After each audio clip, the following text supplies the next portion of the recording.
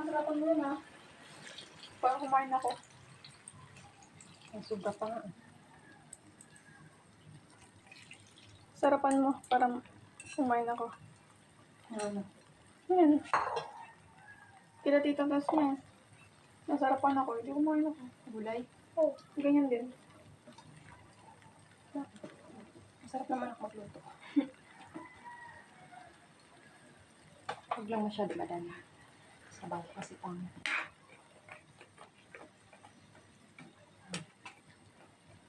Wala lang asin yan kasi. Alat na yung tuyo eh.